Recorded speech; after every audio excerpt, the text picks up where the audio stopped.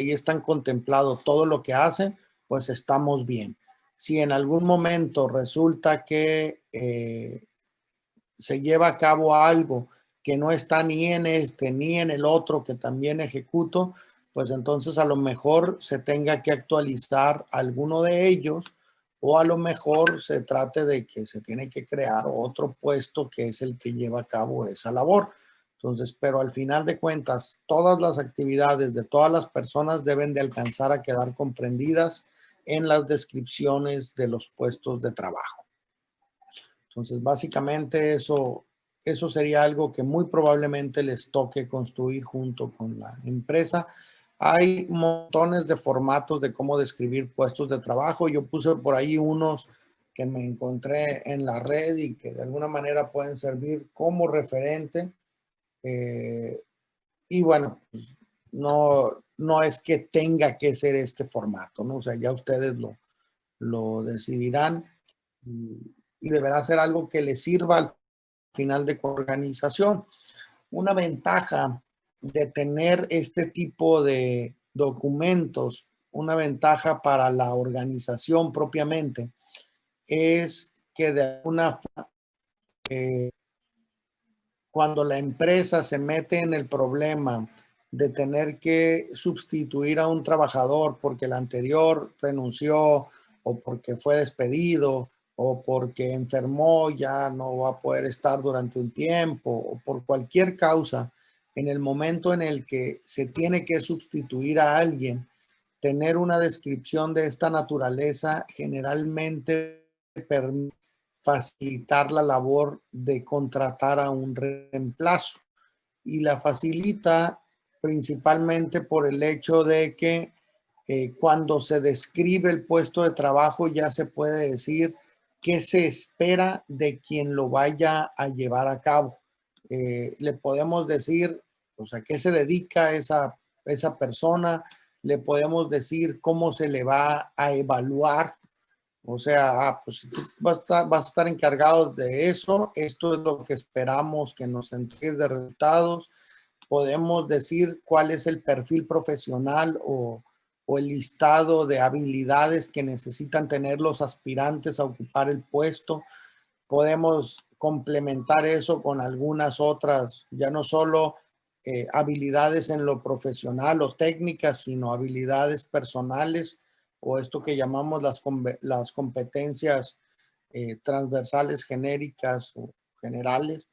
Y luego podemos describir un poco acerca de qué es lo que lleva a cabo la persona y con quién tiene que terminar interactuando, qué herramientas utiliza para llevar a cabo su trabajo, etcétera, ¿no? Entonces, de alguna forma, esto ayuda al proceso de ocupar los puestos también.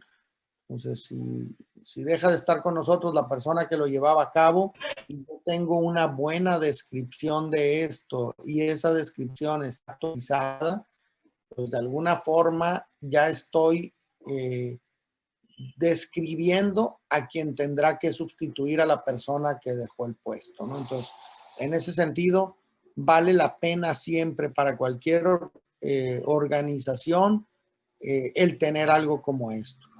En el tamaño de empresas que nosotros estamos contemplando en este momento, es muy frecuente que no se tenga algo como esto, que no se tenga un tabulador de sueldos tan elaborado y que por lo tanto a lo mejor el tema de sueldos se ve de una manera más discrecional o a lo mejor hay un tabulador que es más en base al puesto de decir, ah, pues un vendedor gana tanto y un contador gana tanto, etcétera. A veces lo tienen muy claro, a veces es más discrecional y es a como se logre negociar entre el nuevo empleado y el responsable de contratarlo, etcétera, etcétera. Y puede ser que algunos de los apartados que en este formato aparecen, pues tal vez no sean necesarios para un cierto tamaño de organización. Entonces, si esto de cómo se contempla la parte de salario no se quiere manejar a nivel de un tabulador, pues habrá a lo mejor quien para este apartado nada más ponga salario mínimo y máximo, ¿no? O sea, como que un rango y digan, pues puedes ganar desde tanto hasta tanto dependiendo de aptitudes o algo así. Entonces, todo esto que de alguna manera ustedes podrían tomar como un formato, puede modificarse para adecuarse a las condiciones particulares de la organización y si quieren basarse en otro formato diferente, se vale. Hay algunos datos que sí es muy interesante la posibilidad de tenerlos siempre para casos como esto, que es, por ejemplo, esto que está aquí. ¿Cuándo se creó el formato? O sea, de cuándo es esta descripción originalmente y sobre todo cuándo se actualizó. O sea, hey, espérame, este formato es desde 2008, sale. Y la última vez que se checó esto, ¿cuándo fue? En 2011. Oye, es muy probable que las cosas ya hayan cambiado, que lo que la persona que ahorita lleva a cabo la actividad, a lo mejor ahorita ya sabe muchas más cosas que lo que en lo profesional y en lo personal, y que de alguna manera, si nos quedamos con la descripción de lo que en 2011 se pedía, muy probablemente si alguien nuevo llega a ocupar ese puesto, muy probablemente no estemos satisfechos porque aunque cumpla lo que en 2011 ocupábamos, a lo mejor al día de hoy eso ya no refleja la realidad, ¿no? Entonces, este tipo de datos como saber cuándo se creó el formato, cuándo se actualizó, quién fue el último que lo estableció así, si es la versión actual y ya está autorizada por la alta dirección o si está en proceso, todo eso es bien relevante, ¿no? O sea, al final de cuentas, a lo mejor quien propone que este debería de ser el perfil para un puesto, todavía se lo tiene que pasar a la alta dirección y que la alta dirección o el dueño de la empresa, como aplique en cada caso, diga, bueno, ok, así va a ser o, o todavía no está autorizado. Entonces, pues bueno, esto les decía es una propuesta de formato, pero pues pueden ser muchas más opciones.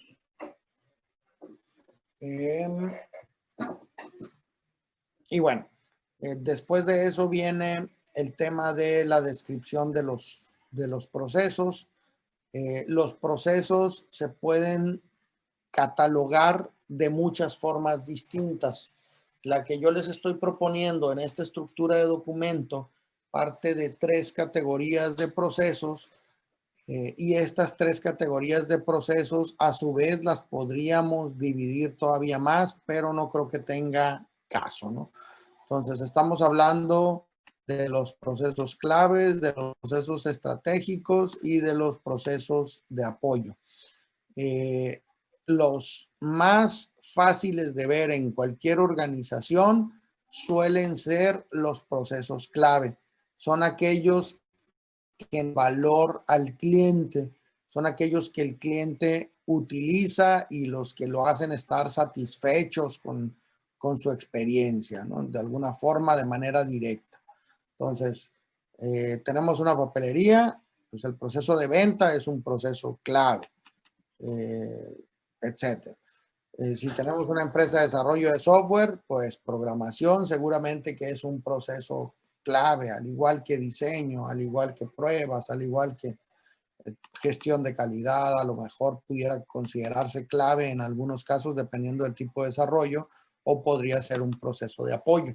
Ahí ya empieza a verse las particularidades en cada caso, dependiendo entonces de qué tanto le aporta el valor al cliente el proceso, es como se le va a clasificar.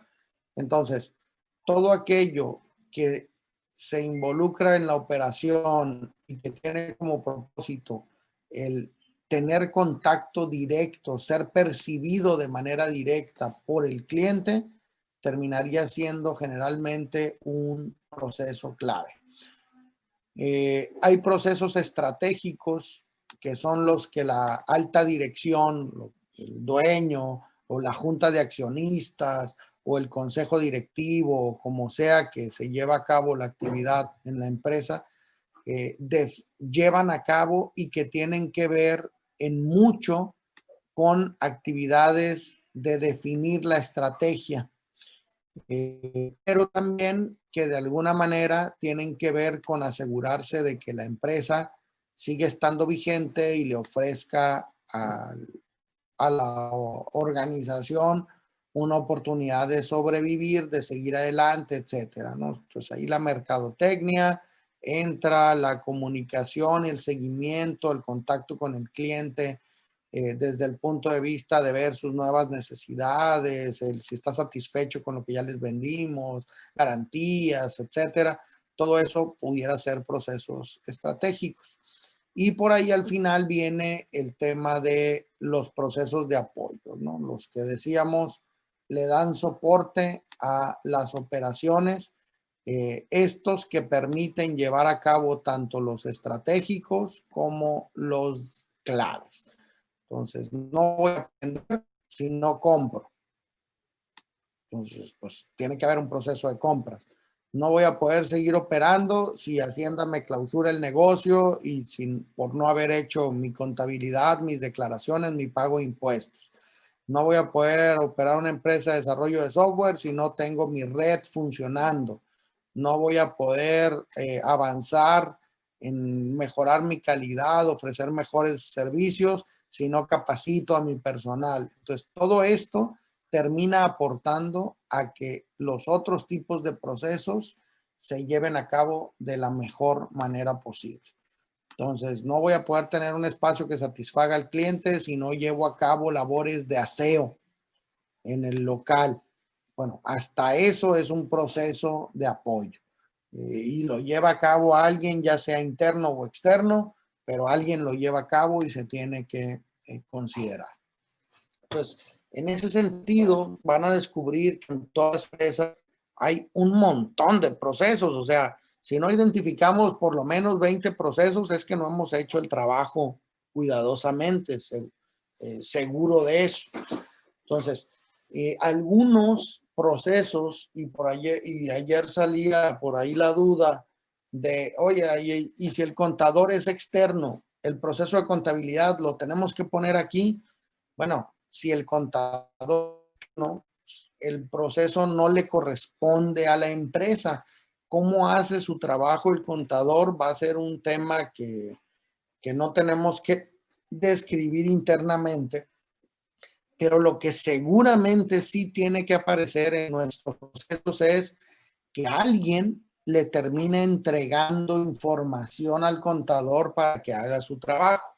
Entonces, mientras que en algún proceso interno de la empresa se encuentre contemplado el enviar información al contador, lo que corresponda de envío de información, y se tenga contemplado también que el contador te va a entregar a lo mejor un listado de movimientos que se tienen que hacer, de pago de impuestos, el pago de las obligaciones por ser patrón, las prestaciones de los trabajadores, las retenciones de impuestos, etcétera, etcétera. O sea, con todo y que el contador sea externo y que lo que él hace no lo vamos a mapear desde el punto de vista de cómo es que hace la contabilidad, lo que sí tenemos que hacer que aparezca en nuestros procesos es la entrega y recepción de información, porque eso alguien de dentro de la empresa lo tiene que hacer. Entonces, y si en algún momento tienen que pagar impuestos, pues también alguien de dentro de la empresa lo tiene que hacer. Entonces, ese tipo de cosas tienen que figurar dentro de los procesos que identifiquemos. No se vale que yo de repente haga como que lo del aseo no importa porque eso no es un tema que sea tan relevante para el negocio y no es como que pueda proponer mucho a propósito del aseo. Pues puede parecer que no, pero lo cierto es que tiene que figurar en el proyecto. O sea, todos los procesos deberían de aparecer.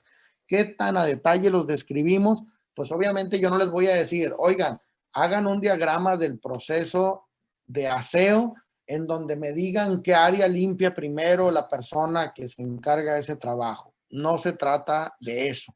Pero si el proceso de aseo de alguna manera involucra la compra de materiales y consumibles y etcétera, etcétera, pues a lo mejor a esos aspectos son los que necesitamos aquí tener bien claros, llevar el control del inventario de los productos de limpieza, etcétera. Pareciera que no, pero puede ser relevante. Hay muchas formas de describir los procesos. En general, esas muchas formas suelen ser complementarias y no siempre, a veces con una sola forma ya dejamos muy claro un proceso porque es muy sencillo y no se ocupa más. A veces una sola forma de descripción del proceso no es suficiente para describirlo a cabalidad y a veces se tienen que usar formas distintas y eso, bueno, pues lo tendremos que ir decidiendo sobre la marcha. Esto que ven aquí, por ejemplo, es un ejemplo de gráfica de los principales procesos en donde están las tres categorías que acabamos de comentar, los estratégicos, los claves y los de soporte. Y de alguna manera se describe la relación entre los procesos, pero lo que no está descrito aquí es cómo se lleva a cabo cada uno de los procesos de manera directa. Estamos dando el panorama general y la relación entre ellos. Ah, mira, ya que llevas a cabo la fabricación del producto, lo entregas, lo facturas, das servicios postventa y gestionas el pago, etcétera, etcétera. Ok, pues estas se pueden llevar a cabo más o menos de manera lineal. No facturas si no hiciste producto, no das servicios si no has vendido, no, etcétera. Pero lo que todavía no deja claro es cómo se lleva a cabo el producto, cómo se va a hacer lo de facturar, quién se encarga, qué datos ocupa, quién se le entrega, etcétera, etcétera, ¿no? Entonces, todo eso se tiene a su vez que describir. Una forma de describirlo, y no es la única otra vez, es hacer una ficha de proceso en donde cómo se llama, de qué trata, para qué sirve, quién se encarga de esto. Aquí podemos poner más que una persona, el nombre de, esto lo hace Don Chuy. Pues no, ahí de lo que se trata es de decir qué rol dentro de la organización, qué puesto, qué función es la que estaría llevando a cabo esto, para quién le va a servir ese proceso, cuáles son las condiciones de inicio y de fin del proceso, qué necesita como sus entradas, como sus salidas, como los indicadores para ver si las cosas están haciéndose bien, qué documentos se tienen qué papeleo, qué registro en sistema, etcétera, se tiene que llevar a cabo como parte de esa operación, de ese proceso, qué otros procedimientos están relacionados a él, puede ser pre o post este proceso, o sea, para que esto ocurra, pues tendría que haber ocurrido esto y después de que esto ocurra puede ser que se dispare tal otra cosa.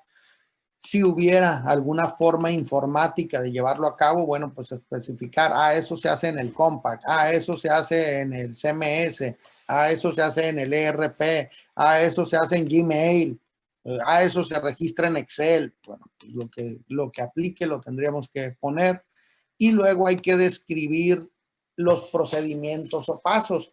Y aquí empieza a enredarse el asunto, porque en general, cuando hacemos una ficha de proceso, describimos el caso feliz, el caso en el que todo sale bien. O sea, si todo sale bien, llega el cliente, me dice lo que quiere, yo conozco lo que él quiere, ubico que sí tenemos en existencia, le doy precio, me dice cantidad, le hago su nota, paga, no hay broncas para que pague el cliente, o sea, si pasa su tarjeta y todo el rollo, le pregunto si va a pagar con efectivo, con tarjeta, eh, la forma de pago es autorizada, le entrego sus productos, lo despido con una sonrisa y todo el mundo terminó feliz. Ok, bueno, pero en estos pasos del proceso a veces surgen excepciones y también las excepciones deberían de contemplarse y es más fácil describir todas las posibles excepciones. Oye, ¿y qué pasa si no tengo el producto? ¿Y qué pasa si sí lo manejo, pero no tengo ahorita? ¿O qué pasa si es un producto que no manejo? ¿O qué pasa si tengo garantía de precio y resulta que no era el más bajo?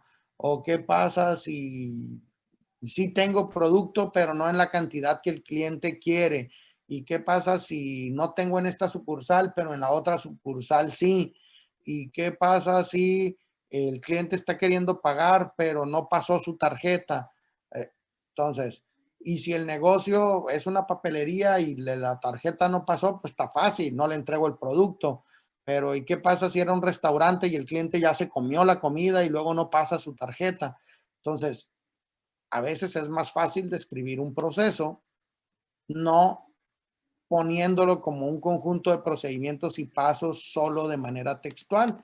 A veces ayuda bastante tener un diagrama de flujo que presente todas esas posibles situaciones, opciones, decisiones, etcétera, como para tener más claro el proceso realmente, ¿no? Entonces, una ficha es muy útil, pero generalmente va complementada con algo adicional que ayuda a terminar de entender. ¿Alguna duda hasta aquí, jóvenes?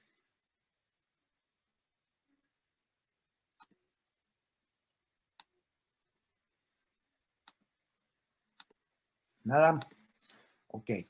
Bueno, pues esto va a ser otra vez, les insisto mucho porque quiero que estén hechos a la idea, porque se den cuenta de alguna manera de la premura que tenemos para que ustedes avancen con este trabajo. Lo más probable es que la empresa que hayan escogido no tenga elaborado sus manuales de procesos o procedimientos, también se les llama. No tengan todo esto y que de alguna manera les toque a ustedes eh, ver el proceso funcionando, tomar sus notas, ir llenando toda esta información, verificarlo con ellos para ver, oye, a ver, déjame ver si entendí bien. Entonces, tú para hacer eso necesitas de tal y tal dato. Sí. ¿Y qué más? No más eso. Ah, ok. No, pero también me tienen que dar tal otra cosa. Ah, sale.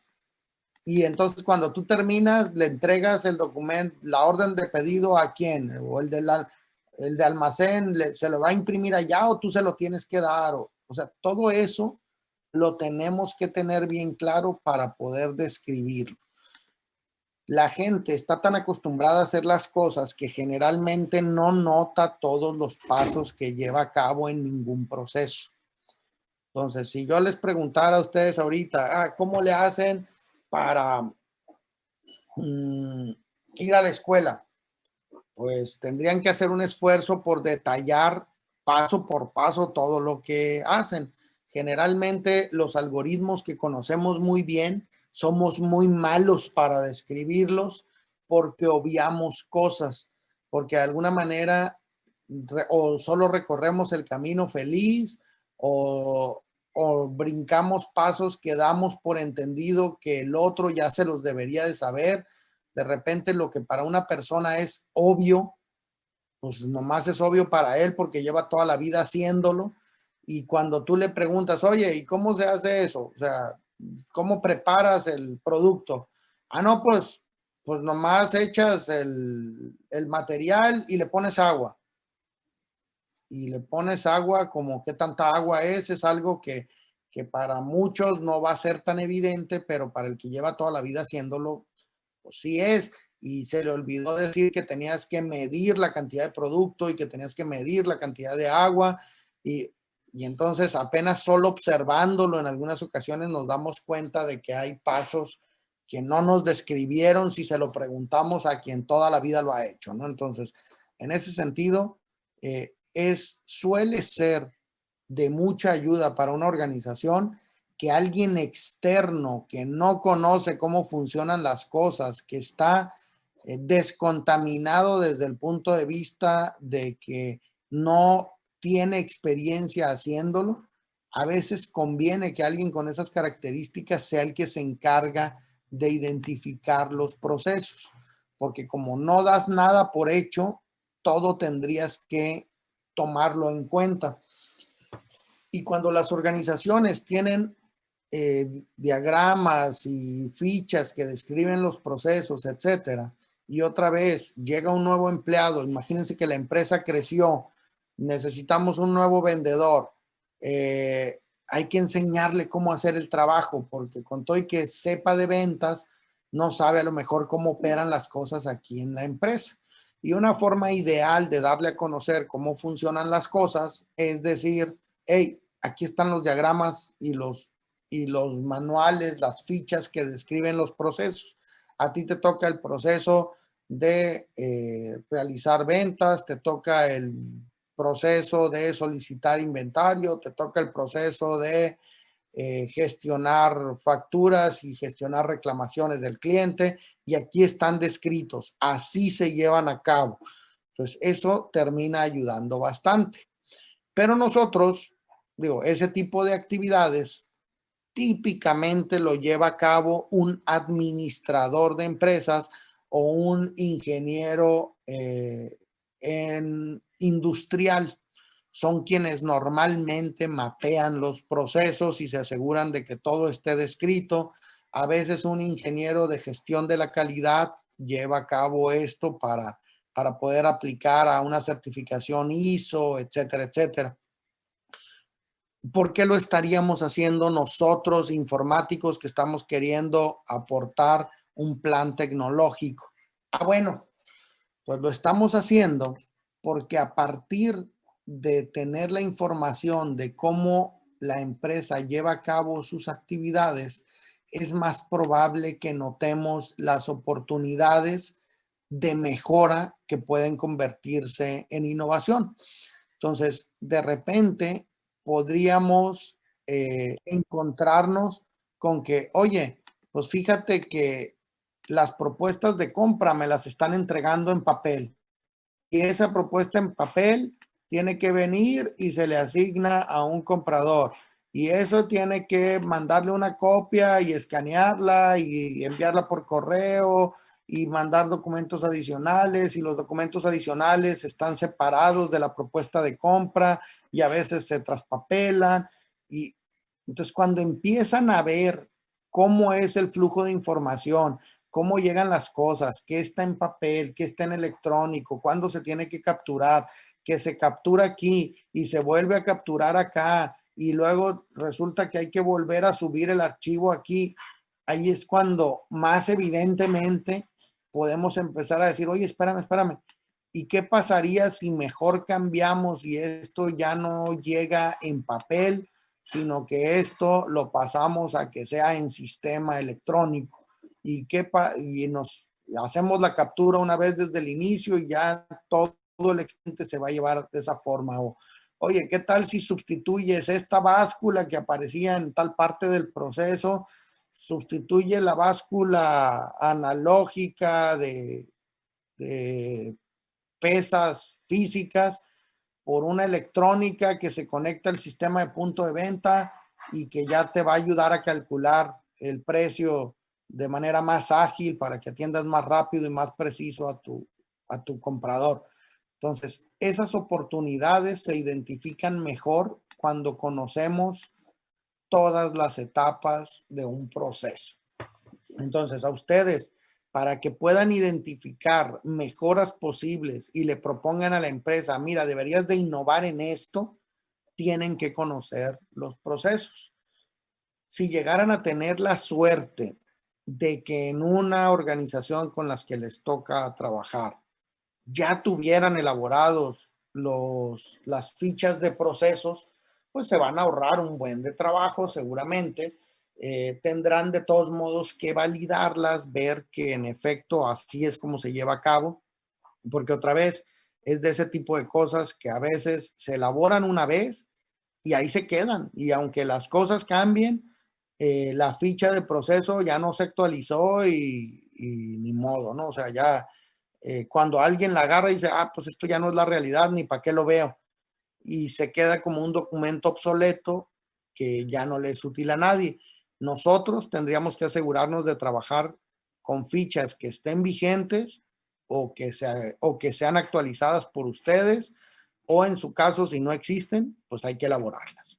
Entonces, esas fichas descriptivas de procesos tienen que existir. ¿Dudas hasta ahí con algo de esto? ¿Estamos claros?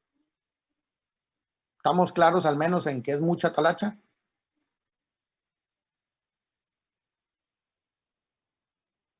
Ok. Consecuencia, no lo dejen para el último, ¿no? Porque luego no alcanza el tiempo para hacerlo. Ok. Recursos de la organización. De alguna forma, ya que estamos observando a una organización, necesitamos saber con qué cuenta. Y este apartado de recursos se enfoca precisamente en saber con qué cuenta. Un primer tema que aparece ahí es el tema de recursos financieros. No se trata de que le tenemos que pedir al negocio su contabilidad y ver cuánto están ganando y cuánto venden y cuánto les queda utilidad y si pagan o no pagan sus impuestos. Nada de eso es nuestro asunto, estrictamente hablando. No lo ocupamos de manera estricta para poder llevar a cabo un buen ejercicio de planeación tecnológica y para proponer innovación. Pero lo que sí ocupamos es tener una idea lo más precisa posible de cuánto está dispuesto, y aquí es un tema, la palabra clave es disposición, eh, porque eso implica una toma de decisión de parte de alguien que tiene autoridad para decidir. Esta parte de recursos financieros se refiere a cuánto están dispuestos a invertir por unidad de tiempo. Entonces, oye, si tú quieres que a tu negocio le vaya mejor, hacer innovación es algo conveniente. Se sabe que la innovación ayuda a que a los negocios les vaya mejor.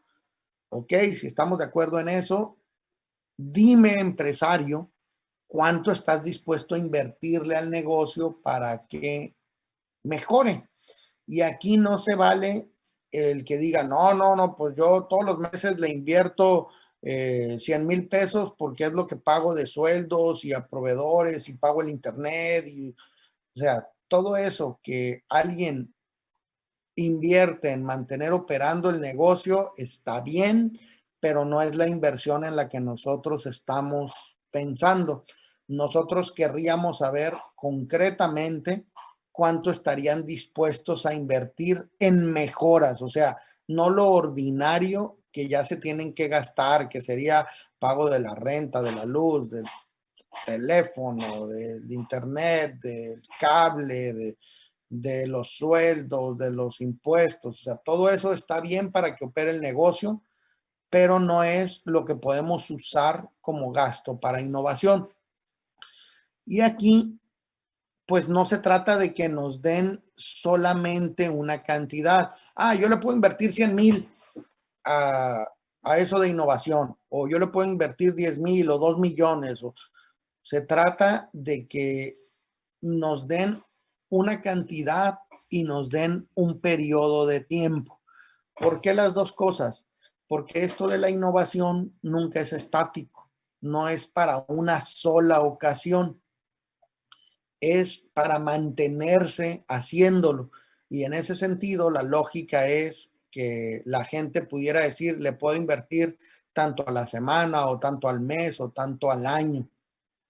Y habrá empresas que por sus ciclos de flujo de efectivo les resulte más fácil decirles, no, pues yo al año puedo ver tanto. Por ejemplo, si estuviéramos hablando con una empresa, a lo mejor la empresa agrícola tiene de cosecha al año y a lo mejor sabe que su flujo es más fácil totalizarlo por año, pues, o por semestre, o por no sé. Entonces, tal vez ellos pudieran decir, no, pues es que yo agarro la buena feria una vez al año y pues le puedo invertir como tanto al año. Habrá otros negocios que tengan un flujo tal que les permita decir, no, pues mira, de lo que me va quedando cada mes, puedo invertir el 10% de eso y yo sé que me está quedando como tanto libre, pues, pues le puedo invertir tanto al mes, etcétera. Entonces, cada organización es diferente y cada una va a terminar planteándolo en sus propios términos. Pero lo que nosotros tendríamos que enfatizar es que tiene que ser un aproximado, de estar dispuestos a invertir por unidad de tiempo. Y aquí se los advierto, podemos caer en una trampa. Podríamos caer en la trampa de el huevo y la gallina. Porque ustedes podrían decirle a un empresario, oiga, ¿cuánto está dispuesto a invertir en innovación? Y que ellos les regresen la pregunta y les digan, no sé, pues como cuánto se ocupa. Y entonces ahí caímos en una situación que no está fácil de remediar sin tener parámetros, porque ustedes podrían proponer el infinito y las estrellas en cuanto a las mejores prácticas, los mejores equipos, la mejor tecnología, etcétera. Si no les dan un tope de presupuesto, podrían proponer cosas que escapen a la capacidad económica de la empresa y que por lo tanto planear en esos términos sería inútil. Pero también podrían caer en el extremo de irse a proponer todo como si no se pudiera invertir casi nada y entonces que las mejoras y la innovación sean muy marginales y realmente el negocio no logre mejorar significativamente. Entonces, aquí tenemos que tener cuidado de hacer consciente al empresario de decir, si él dice, no, pues puedo invertir lo que haga falta, pues un lo que haga falta, son muy pocos los que pueden decirlo así tan libremente.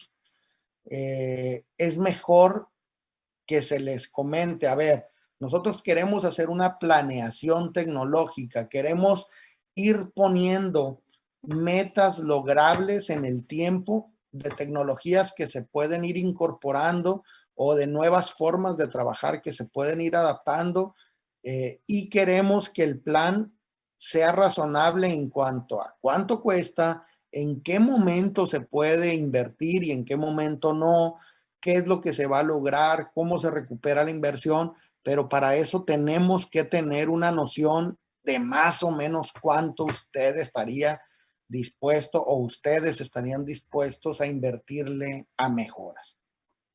Entonces, si de plano no hay idea, pues entonces vamos a terminar haciendo algunas propuestas que a nosotros nos suenen razonables, pero quién sabe si a ustedes les vayan a servir o no. Entonces, mientras más clara sea esta información, más probable es que las propuestas que hagamos sean pertinentes y oportunas.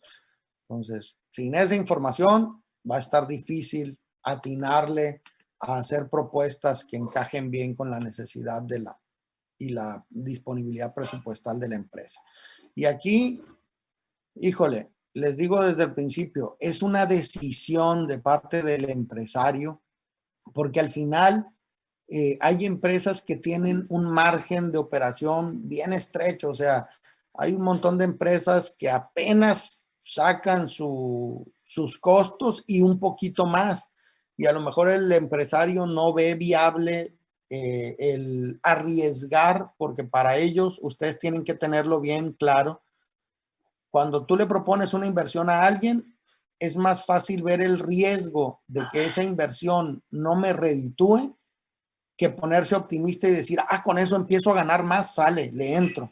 Entonces es más el temor, es más el, ¿qué pasa si gasto eso y luego no me da ningún beneficio? y voy a haber perdido esa utilidad, etcétera, etcétera. Entonces, en ese sentido, tenemos que entender que la gente lo que ve es el riesgo y tenemos que entender también que independientemente de la situación financiera de la empresa, eh, habrá empresas que tengan muy buen margen, que estén ganando muchísima utilidad y que aún así los dueños, los que toman las decisiones, no estén dispuestos a invertirle más. O sea, si yo veo que mi negocio a como está me deja mucha utilidad, a lo mejor no estoy motivado para mejorarlo. Entonces, y uno podría decir, "No, pues es que con esos números, con lo que venden, seguro que pueden mejorar la maquinaria, seguro que pudieran tener tal o cual tecnología, pero si ellos no están dispuestos a dedicar su utilidad a mejorar el negocio, pues, pues no tiene caso que lo planeemos así. Entonces, este es un asunto de decisión del empresario completamente. Y bueno, pues hay que atenernos a eso. Luego, viene el tema de los recursos humanos. Ahí de lo que se trata es, ahí sí, de hacer un inventario de alguna forma en el que relacionamos a gente, si fijan ya hay nombres, con los puestos que llevan a cabo, con las funciones que desempeñan y de alguna manera lo otro que le relacionamos es su formación. Está claro que el puesto ya tiene un perfil, pero independientemente del perfil del puesto, que ya lo describimos más arriba, ya dijimos qué conocimientos se ocupaban, etcétera, etcétera, pues resulta que tenemos acá ya que aterrizar y saber, oye, pues el que hace de gerente es un licenciado en administración de empresas y aparte sabe hacer esto y esto y esto otro, ¿no? Entonces, de lo que se trata es de ver las habilidades de las personas y con esto más o menos vamos complementando para darnos una idea de por qué le ha ido tan bien o por qué no le ha ido tan bien a alguien que lleva a cabo ese rol, ¿no? Entonces, oye, ¿y quién la hace de gerente? El mismo dueño. Oye, ¿y qué formación tiene el dueño? Ah, pues es un ingeniero agrónomo, nomás que pues, pues, le gustó la idea de poner este negocio de papelería y bueno, pues su formación académica es de agrónomo, pero aparte sabe mucho de tal, tal y tal cosa, ¿no? Y listo. Entonces, en el inventario entonces de recursos humanos es enfocarse en identificar los conocimientos adicionales que tiene y que le ayudan a hacer mejor su trabajo. Viene el tema de la infraestructura. Este es relativamente de los más fáciles desde el punto de vista de que ahí de lo que se trata es de ver con qué cuentan y eso es fácil de observar. Entonces, bueno, pues un local, tal disposición, tal mobiliario, tal equipo, tales instalaciones, tales herramientas, etcétera, etcétera. Pues de alguna forma es relativamente fácil de identificar. Es fácil además de tener una noción de cuánto costaría reemplazar alguna de las cosas que ahí tienen. En un negocio que lleva una contabilidad bien hecha, todas todo el mobiliario, todas las herramientas, todo el equipo, etcétera, el local mismo, si fuera un local propio, todo eso estaría reflejado en la contabilidad y resultaría que el contador sabe cuánto costó originalmente y cuánto cuesta actualmente desde el punto de vista de que los contadores tienen ahí un tema al que le llaman la depreciación y en donde, ok, la herramienta esa te costó 10,000, pero llevas 2 años usándola y se deprecia a 2,000 pesos por año, así que ahorita ya esa herramienta en realidad vale 6,000, etcétera, etcétera. Pero ese enfoque contable no es el que nos interesa a nosotros aquí. Nosotros iríamos por un inventario de la infraestructura más en el sentido de, oye, y si dejaras de tener la herramienta, ¿cuánto te costaría reemplazarla? O sea, ¿cuánto tienes que invertir para volver a tener una como esa? porque de alguna manera ese tipo de cosas nos dan una idea del valor de la tecnología que ya tenemos en el negocio. Y es un tema bien curioso porque si tú le preguntas a alguien, oye, ¿qué cosas de tecnología tienes en tu empresa? Rara vez un empresario te va a decir que sus mesas y sus sillas son tecnología. Y sin embargo, de alguna manera lo son, ¿no? Y de alguna forma rara vez sabemos cuánto vale todo lo que se tiene en el negocio. Y la lógica de este inventario de infraestructura es no tanto el punto del precio, es más, en un momento dado pudiéramos quizá hasta llegar al punto de decir, hey, ¿saben qué? Pudiéramos olvidarnos de esta parte, para este trabajo pudiera no ser tan relevante. Nos puede servir de referencia si dijéramos, hey, te conviene ampliar un lugar de trabajo más, ok, pues vamos viendo cuánto costó lo que tenían para una de las posiciones de trabajo y de ahí sacamos el costo de una adicional.